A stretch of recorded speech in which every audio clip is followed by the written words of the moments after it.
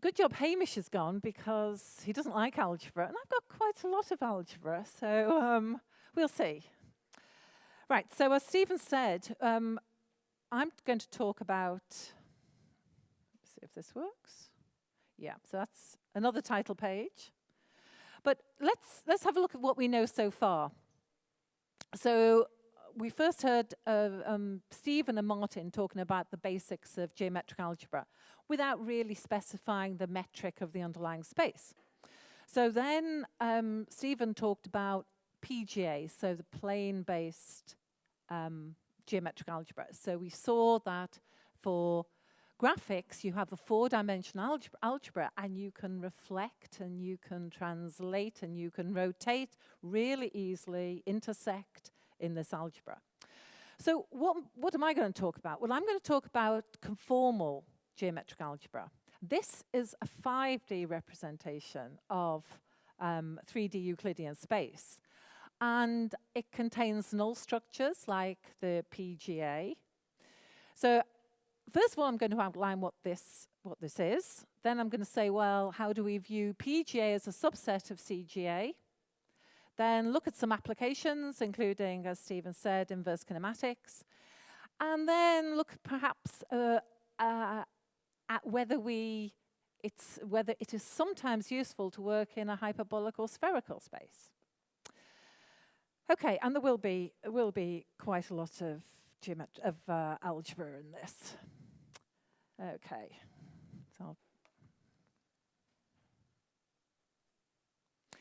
so let's look at conformal geometric algebra, which I'll just call CGA. I'm going to look at the properties of it, transformations in this algebra, blades in this algebra, intersections and reflections, and how to generate other geometries. Now, some of this you will recognize from the PGA. It's very similar. Now, historically, this CGA model was on the last few pages of David Hessner's book in 1984 or so, and none of us actually ever took any notice of it. It was only till 1999, and some people weren't born then, some of us were, that David Hessner, who is the father of geometric algebra, brought this to our attention. And we all went, oh, well, this is interesting. So for many years, we worked on conformal geometric algebra. And then sort of PGA came in because it's not as computationally expensive, and I can do many things that CGA can do. But it's good to know about CGA. One of the important things in the conformal algebra is it's covariant. Okay, so the structure of equations and relationships have to remain invariant under my allowed transformations. So basically, if I operate and then transform, I want it to be the same as transforming and then operating. Now, in purely practical terms, what this means, well, one of the things it means is you can prove things really easily, because you can prove things at the origin, and you can rotate and translate off, and it holds for all space. One good thing about this, but generally it's nice to have covariant systems, especially in physics. Okay, so we're going to move to 5D. You've seen that we've had PGA, where we have three vectors which square to 1, and one vector which squares to 0. Now in CGA, so I'm going to inhabit a 5-dimensional space, and it's basically a Euclidean space with two, there it is, yes, with two additional vectors. So I'm going to add on an E and an E bar. So I've got E1, E2, E3, E and E bar. And E is going to square to 1. E bar is going to square to -1. They're all orthogonal. Okay? So I've got this nice set of orthogonal basis vectors with squares of 1 and -1. Now, before that, if you want to actually find out more details, there's Stephen has a page of CGA resources on BivectorNet, and he has some very nice demonstrations on what you can do with CGA. He also has a cheat sheet somewhere, I thought, but it's not up here. So there are these various resources that you can take a look at. Okay, so I've got no null basis vector, but I have a null structure because I can create two new vectors. I'll call them n infinity and n0. One is e plus e bar, one is effectively e minus e bar. There's a half in there. They both, you can multiply them out, the geometric product, just as you've been taught, and they square to 0. Okay, now let's map vectors in Euclidean space. So x is my vector in Euclidean space. I'm going to map it to this big X, which lives in conformal space. I'll call it f of little x, by this expression here. So effectively, I've got the x plus something which squares to 0, but I've added it on this quadratic term. Now, it's not hard to show. If you have all the tools now to multiply that out, x times x, and show it's null. So you can just do that. It's very easy. As long as you understand the geometric product and you know n squared is equal to n naught squared is equal to 0, you can see the null structure, these null points. Now, it may seem like a bit of an odd thing to do, but if I wanted to give you even more maths, I could show you that it's a form of stereographic projection. This comes from a stereographic projection idea. Okay, now if you go back and read some of those resources, you'll see a little difference in notation. Notation has changed over the years. N, you'll see some places n, and that's equivalent to n infinity, and some places you'll see n bar, which is minus 2n naught. X becomes this mapping if I use n bar. Okay, so that's just to note. It doesn't really matter. The advantage of using n naught is if x equals 0, f of x is n naught. It's not minus a half n naught. Okay. So later we'll see that when I talk about inversions, I can invert n naught to give me n infinity, and vice versa. So we call n naught, as I said, as the origin. So n infinity is a point at infinity. So effectively, I'm adding on two extra vectors. I'm not just adding on one point at infinity, I'm adding on an origin and a point at infinity. So from now on, I'm just going to drop the infinity for simplicity. I'm just going to put n, but it's n infinity. Now, just following on from what Stephen was saying in his talk, that this is a homogeneous system. Effectively, I've taken an algebra G PQ, gone to G P plus 1, Q plus 1. 3 dimensions, P is 3, Q is 0. And all those null vectors in that space, given by that mapping I had, and just a K, will map to my Euclidean point X. So it's a homogeneous system in that sense. However, I do need to impose a normalization. If I'm actually working with it in practice, in the computer, one needs a normalization. So if I ask that my f of x dot n is minus 1, that's what takes that factor to a half. Now, one thing that there's a whole field called distance geometry. And Stephen also talked about definitions of geometries in terms of distances between points. One nice feature of this is that if I dot, this is a inner product, as you've seen, two conformal points together, okay, you can multiply all those out, and you can verify that it's proportional, the result is proportional to the distance between the points. So the inner product recovers distances. And if I take that and say, okay, well, what's x dot x? That is, so a point has 0 distance between itself, so it must be null. So I've recovered the null property via this distance geometry argument.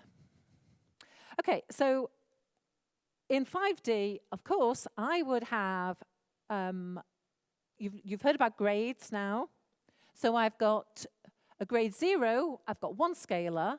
I've got my grade 1 objects are vectors, so I've got 5 vectors.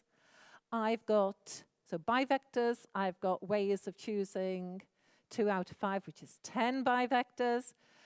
I've got trivectors, I've got ways of choosing 3 out of 5, which is 10 trivectors.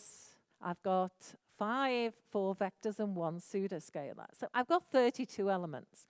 So immediately, I've got an algebra, unless I'm very clever, I've got an algebra inside my computer, which when I do the multiplications, is going to be quite time-consuming, okay? Now, there are ways of masking things, but that's one of the reasons that for many plane, line, etc. based manipulations, it's much better to go to PGA. Right, so let's look at transformations. Now, what I'm going to do is just go quickly through transformations. Pretty much the transformations that we've seen before. Rotations. Now, you haven't quite seen this, but rotations are in geometric algebra are the exponentials of bivectors. Rotors. Now, when I'm doing a spatial rotation, I'm just going to use the bivectors, which are the things that you've seen already. And Hamish has just spent ages talking about basically IJK, so E1, E2, E2, E3, E3, E1. They're the basis bivectors, spatial bivectors. So I'm only going to use those. So they're my rotors. So if I rotate, when I apply these rotors, I do a double-sided R something R reverse, which is exactly the same as the quaternion that Hamish was talking about, the quaternion operation. Then you don't have to, again, you could expand all this out. Spatial rotations leave the point at infinity and the origin invariant. So it gives me this equation, because, as I say, the origin and the point at infinity don't change under spatial rotations. So that means if I rotate a point x, translate them to conformal space, the same rotation takes one to the other. Okay? So rotors are exactly the same as in 3D space. How about translations? Okay, translations. Because I've got 10 bivectors, I've got a whole heap of exponentials of bivectors to play around with. So I've got the spatial rotation, so that's done the EIEJ bivectors. So how about the n times a bivectors, where a is just an ordinary spatial vector. So if I take the exponential of something like that, I expand it via a Taylor series, all second order and larger terms are 0 because n squared is 0, and I get 1 plus NA over 2. And again, I translate the point at infinity, it isn't going to change. So you can do the same thing. You can operate on a conformal vector, R reverse, multiply it all out, use the properties, and you see that if I translate in Euclidean space, take those to conformal space, that rotor that I've just put down there will do the translation. And that's exactly the same as PGA, except I'm working in a higher space. Okay. So for those of you who were here for Hamish's and who know about dual quaternions, you can see a similarity between dual quaternions. So I've been looking for these rotors that leave the point at infinity invariant. Okay, Rn, R twiddles is n, and that is the group of Euclidean transformations. So this is a Kleinian, if I'm looking at a Kleinian view of geometry, as Stephen spoke about, then this is what I'd get Euclidean geometry as being looking for transformations which keep n invariant. So let's return to transformations in a minute. Let's just look at incidence relations and blades. Now, you don't need to know much about projective geometry, but can we use the ideas from that in terms of incidence relations in the CGA? So if I have x1 wedge, now this is a wedge, it's the outer product, dots and wedges. I haven't, because these are points. I'll explain a little bit more about why I'm making that point later. x1, wedge x2, etc., wedge xn, and they're all conformal vectors. Now, depending what space I'm in, if I apply a rotor R, this thing R reverse, then it's not hard to show that you can take the R's into each of the X's. And similarly, if I reflect in E, we know that sandwiching something between elements does a reflection, then I can take the E's in. So that means if it holds for a particular case, it holds for a transformed case. So again, I can use this to prove lots of identities, etc. Okay, so now let's just have a quick look at lines and planes. I won't prove why this is the case, but a line L between points A and B, we've seen lots of lines today in slightly different scenarios, is A wedge B wedge N. It's a trivector, okay? Not quite the same as in PGA, because I've moved a dimension up. So any point lying on the line is X, then L wedge X will be 0. And X squared is 0. A plane passing through points A, B, and C is A wedge B wedge C wedge N. It's a 4 vector. And X wedge phi is the equation of a plane. Much easier than writing down the equation of a plane, or you give me 3 points and I do a plane, etc. So it is the case, as people have said, that is a very easy system to work with. So lines trivectors, planes are 4 vectors. A line segment between 2 points A and B is just A wedge B. It's a point pair. Now, point pairs, there's lots of things to say about point pairs, but if you look in the various resources, you can look there if you're interested. Okay, now just to make, I'm working in a space where my points, my Euclidean points are mapped to conformal points. So that's why I've been saying if I want to intersect a blade, say WR, could be a plane, it could be a line, and WS, I want X wedge WR equals 0 and X wedge WS equals 0, because I want it to lie on both of them.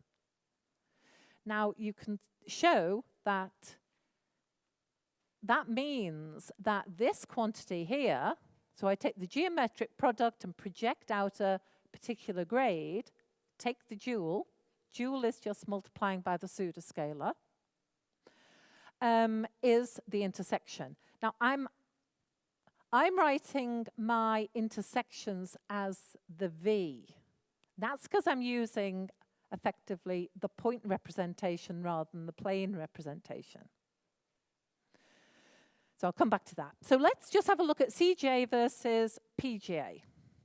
So really interesting historical development of this. The origins of, well, I was going to say plane-based, but actually Charles Gunn called it projective geometric algebra.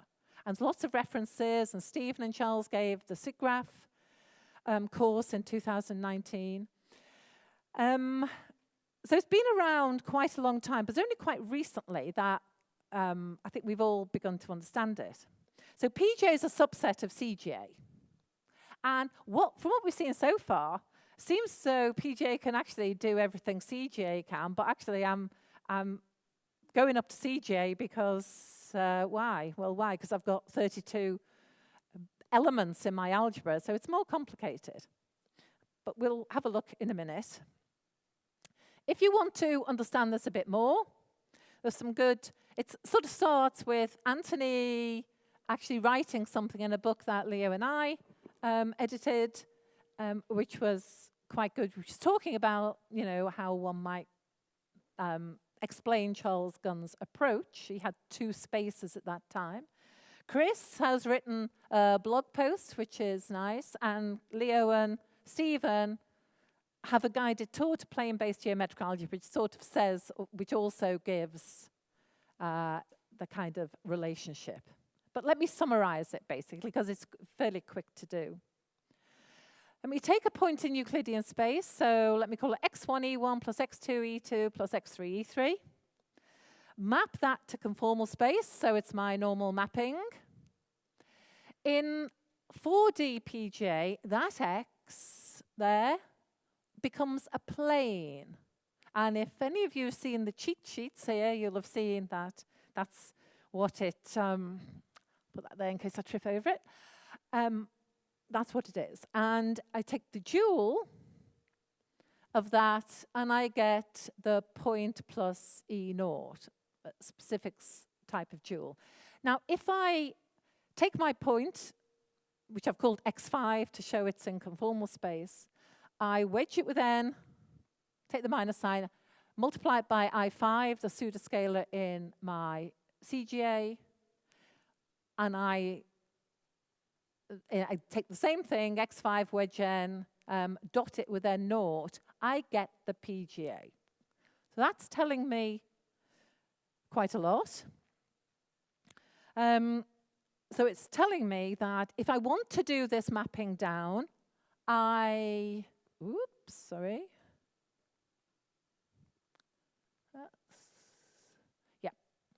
If I want to do that mapping, what this gives me is precisely the PGA, except the E naught is replaced by n. Okay, so n is fine, it's my E naught. The dual here, n and E naught, but the dual gives me the n naught.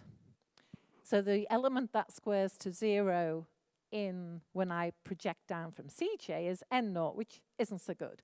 But it is comparable, if you read some of the PGA literature, this reciprocal ER naught, which squares to 0 and dots with E naught to give 1, is very similar to n naught in the CGA. So it's here where in the PGA, the choice to work with planes is kind of made for us. Because although my n and my n naught square to 0 and behave the same way in regards dotting with the basis vectors, it's only this second form, this first form rather, with the n in it, that transforms properly as a point under all Euclidean rotors, particularly translations. Okay, so it's kind of, this was a learning curve for me to understand, you know, how you got from CGA to PGA.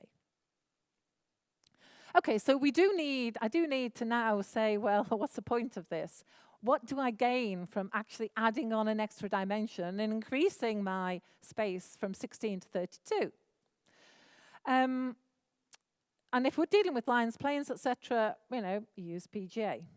So however, if we do go to CJ, I can now include circles and spheres as blades, and I can get dilations and inversions, and therefore special conformal transformations as rotors, i.e. e to the exponential of a bivector. And the ability to work in non-Euclidean spaces is really quite well defined. Okay, so there's some of the advantages. So let's quickly go through those. Again, you don't need to understand the details of this, but if I want to dilate, as Stephen was saying, we sometimes want to scale things. So a dilation about the origin, I could write it as x goes to a factor times x. If I write that factor as e to the minus alpha, so a factor beta, then let me take a rotor as e to the alpha over 2 e bar. So I'm taking one of these bivectors that we haven't used so far. We've used E1, E2, etc., and we've used N, E1, and E2. We haven't used these. So what do these give? So these, if I sandwich my conformal point between this rotor, I multiply it all out, what I find is it actually does a dilation. This x hat here is the dilated x. So again, you've got enough information to multiply all that out, but basically, rotors, dilations are now rotors. So I've expanded my list of transformations that will work. Inversions. So we've seen that sandwiching between things is really important. I mean, the whole of PJ was motivated by reflecting in things. Reflections are really important everywhere. But turns out inversions, so that x goes to 1 over x, is done by reflecting in E. Taking a minus sign. So again, you can multiply it all out, and you can see that it gives me an inversion. Now, I don't know whether anyone has ever looked at a book on inversive geometry or books on inversive geometry. It's really tough. And it's quite tough it's okay, not too bad in 2 dimensions. Try going to 3 dimensions. It's horrendous, really. With this, it's identical. It's absolutely identical. You're just using the same constructions to do the operations.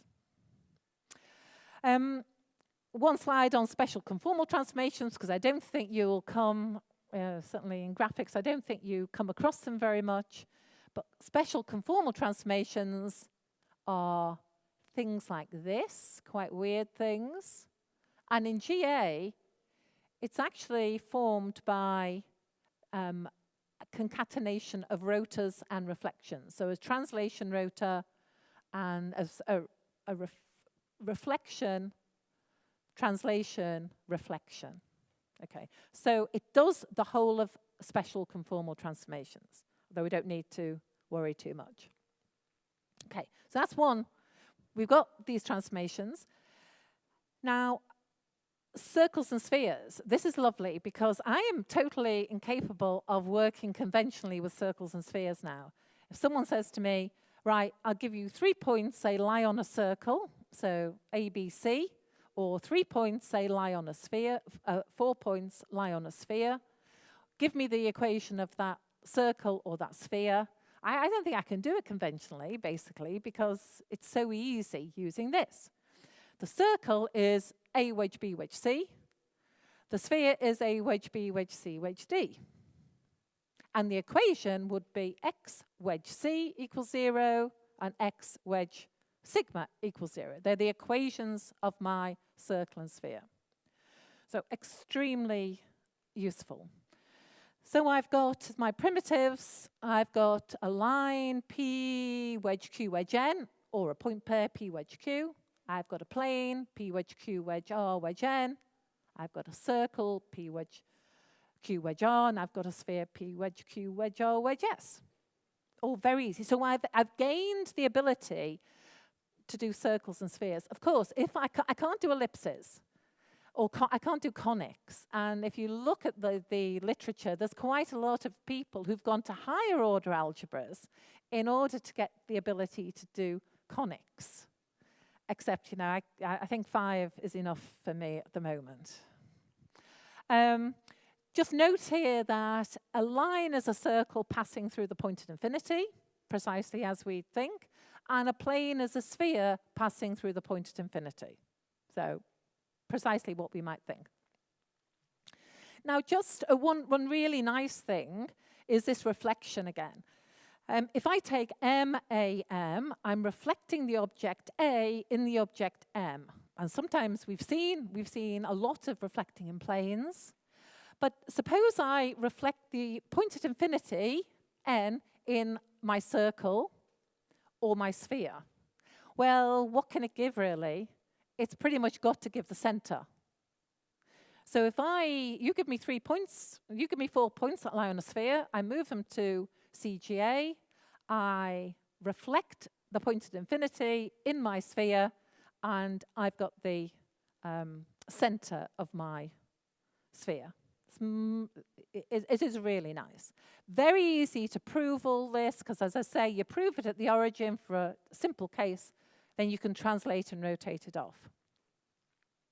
Okay, duality. Just let me make a point about duality. I'm working in a CJ where I've chosen that X is my point. I could work in the dual space where my Y, my X star, where X star is X times I5, is a sphere. Okay? In PJ, we've seen that we've been guided to use the plane, the representation of points as planes. And as I said before, basically that's because I believe that if I rotate my dual, it's not the same as rotating the point and taking the dual for some rotors. Okay, so the duals are really nice because spheres, I can have my sphere, which is my A wedge, B wedge, C wedge, D. I could take the dual of it, and my dual is, of course, this is a 4 blade, so this is a 1. It's grade 1, so I have the center minus a factor of n, where rho is a radius. So I can immediately give you the radius and the center. Lines are the same as in PJ pretty much. I take the dual and I get a 3 vector, so this is a bivector. And the M is the direction of the line and A is a point on the line. Circles, very similar to spheres.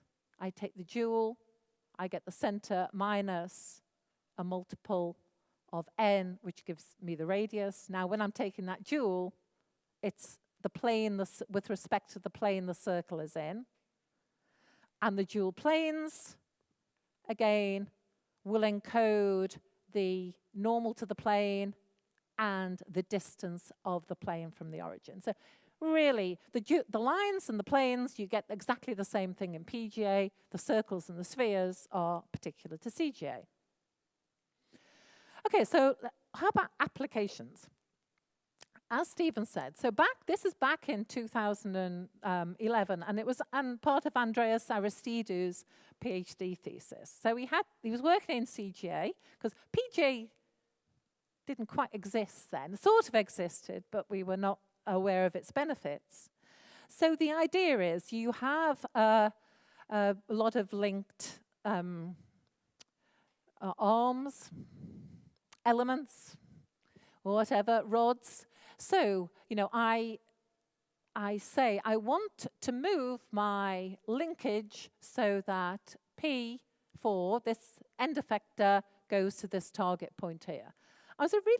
This is a really simple idea. It was programmed up totally in CGA. I'll tell you why in a minute. So the idea is that you basically say, okay, if my point is at P4, I'll draw a line between P2 and P4, and I'll intersect it with the sphere that is the right distance for the length of the P3-4 element.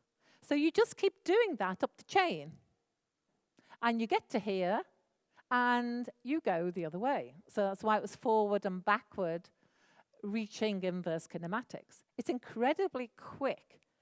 And, okay, so it's not, you know, I could do this without CJ, but everything was programmed up as lines and points, and we had spheres, so it was very easy to do.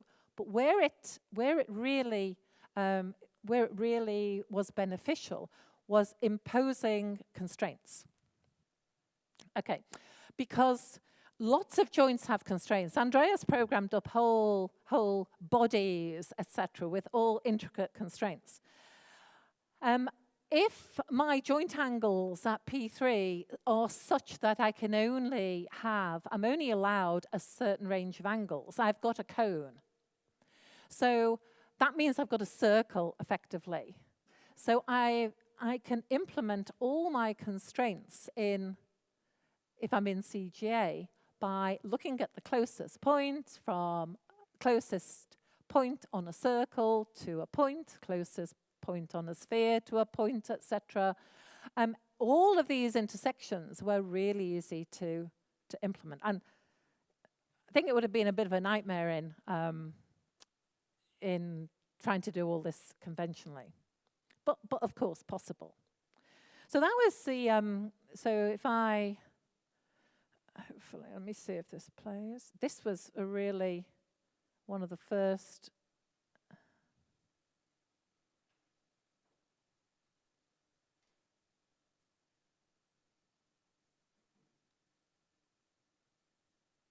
It's not very happy, is it?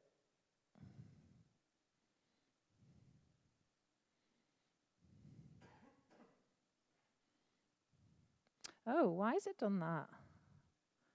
Okay. At least I made it. Normally VLC is pretty reliable. It's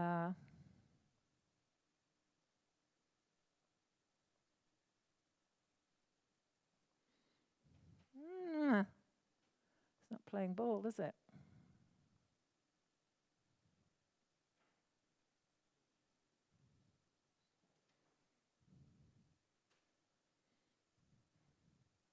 There we go. For some reason, I don't know why. So basically, it was a first go at hand. He had in some of those. I wanted to make it loop. Hang on.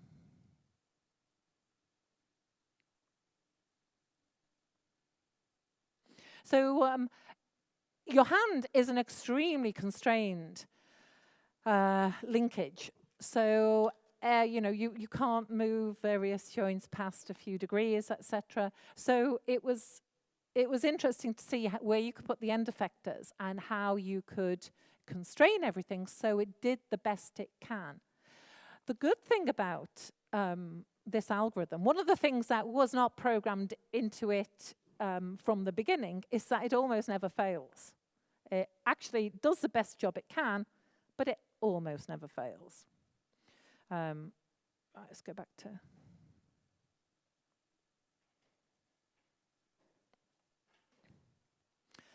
Now we've just seen a little bit. We've seen a bit in Stephen's talk, and then we saw Hamish doing it again. That he was taking his line to his point and things like this. And this is an example of transforming between objects. So can I find a rotor, and that's what he was doing, to take me from object 1 to object 2? And effectively, again, and this ties in with what Stephen was talking about, if I consider the average object, x1 plus x2, and I reflect x1 in it, then I should get x2, more or less. And I do, modulo a factor. So I get a factor. Now my factor is, in this CJ, is a scalar plus a 4 vector. That's okay. So that is my rotor. Basically, you give me a sphere, 2 spheres, and they don't even have to be the same size. I can give you a rotor that takes one to the other. Okay, 2 circles. So what you can do, therefore, if I got the rotor that's e to the bivector, I can interpolate that bivector, so I can have a very smooth transition from one object to another. So this is some of Hugo's taking one of the blue circles to the blue circle and interpolating it, a point pair to a longer point pair, a line to a line. So things like that, actually also quite hard to do conventionally.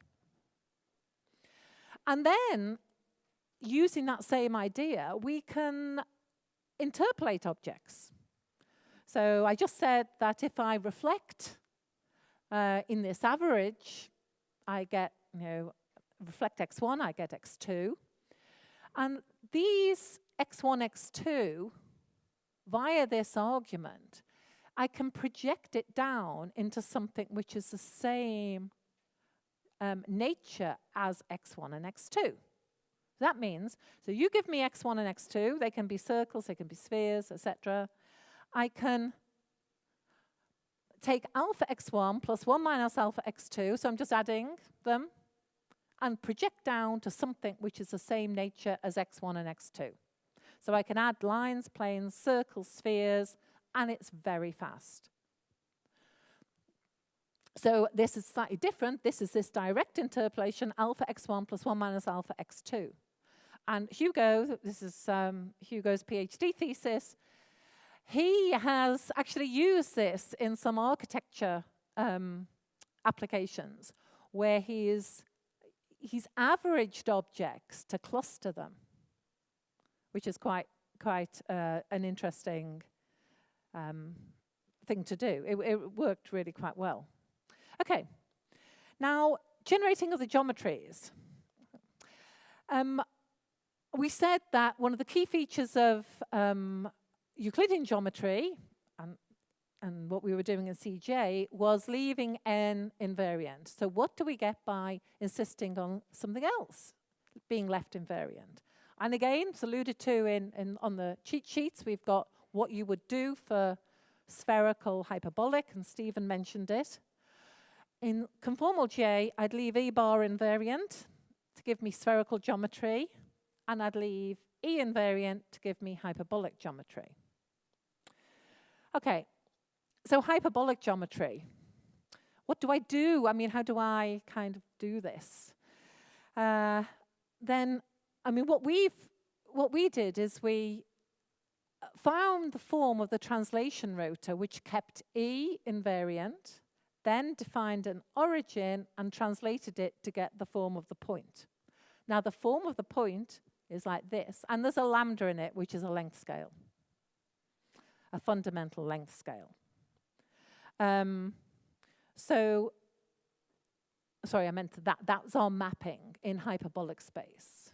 Oh, it's an interesting, when we first saw this, we kind of thought, oh, interesting, that our original CJ mapping was not dimensionally correct. So, but this is dimensionally correct. So let's see if this one works. Now this is an old, I might have the same problem with this, but we'll check. Oh, this time it worked.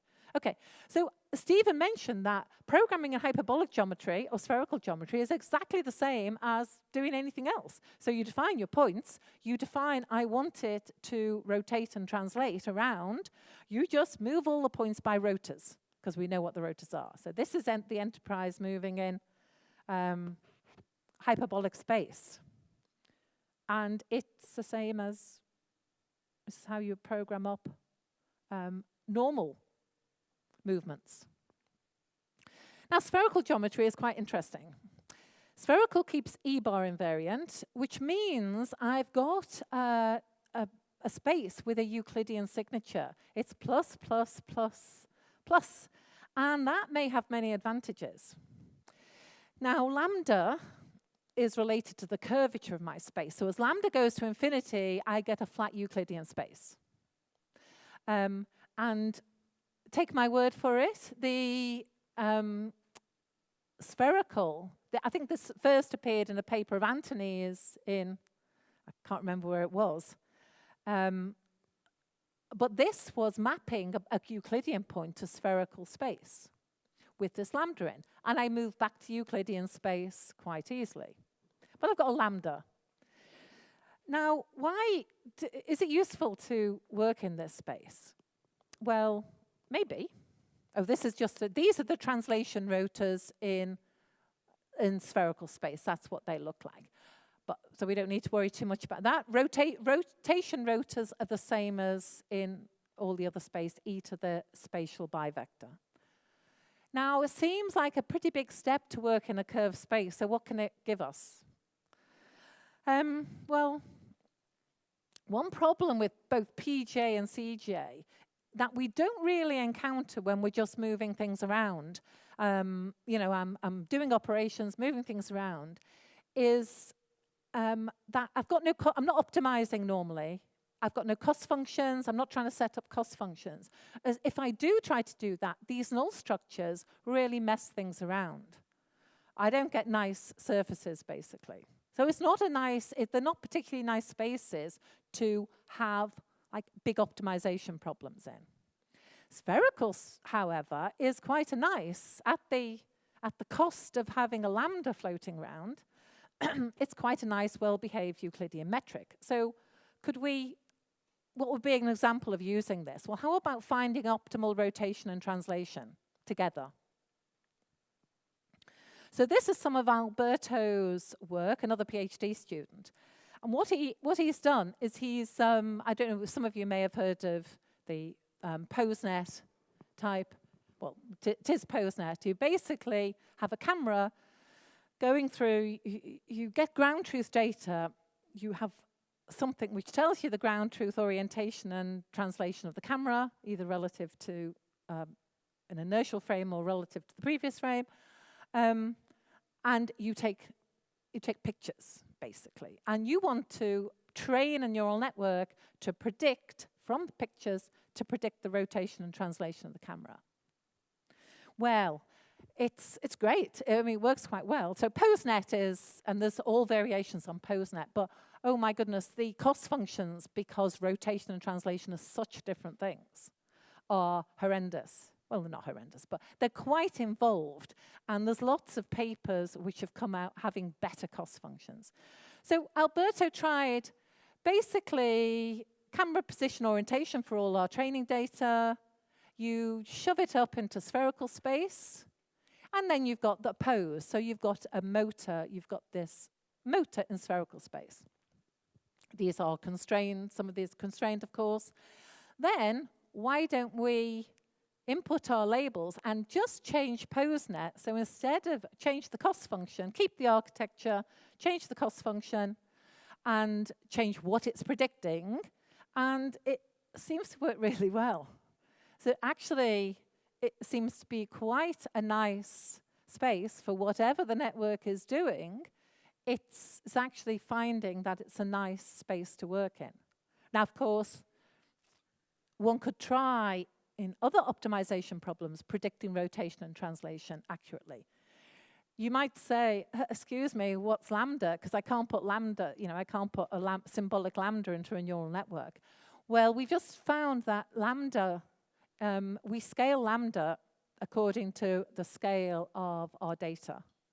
We pick a lambda, 100 or something, and we scale our data to be in a certain box, and it works pretty well.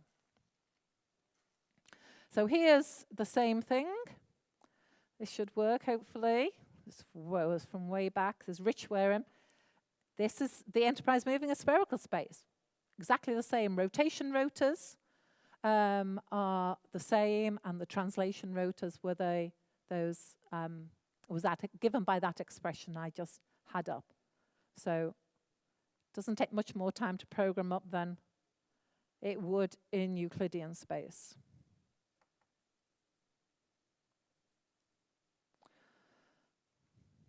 Okay, so what have I've done? So I've tried to describe mapping from a PQ space to a P+1 Q+1 space to get conformal geometric algebra. So that lines, planes, circles, spheres are blades, points are null vectors. Rotations, translations, inversions, dilations are rotations, are rotors and reflections in CGA.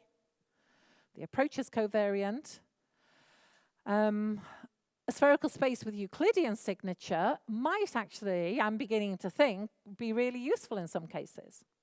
Now, I'm wondering, is it possible to program in an environment, because these things are so similar, where I have a 4-1 space, so 4 positive vectors, one negative squaring vector, such that I can move down to PGA, or I can move down to spherical space as my application dictates. Because, you know, there are certain things that you wouldn't go to CJ if you want to intersect planes, basically, or, you know, move planes around, lines around. But sometimes having spheres, especially in graphics, bounding spheres, etc., is actually really important. So, you know, I'm wondering if it's possible to have this overarching, this sort of tree where we can go from one algebra to another. Yeah, conics would go even to a higher dimensional algebra, but I haven't really played around with that. Good, that's it. Thank you.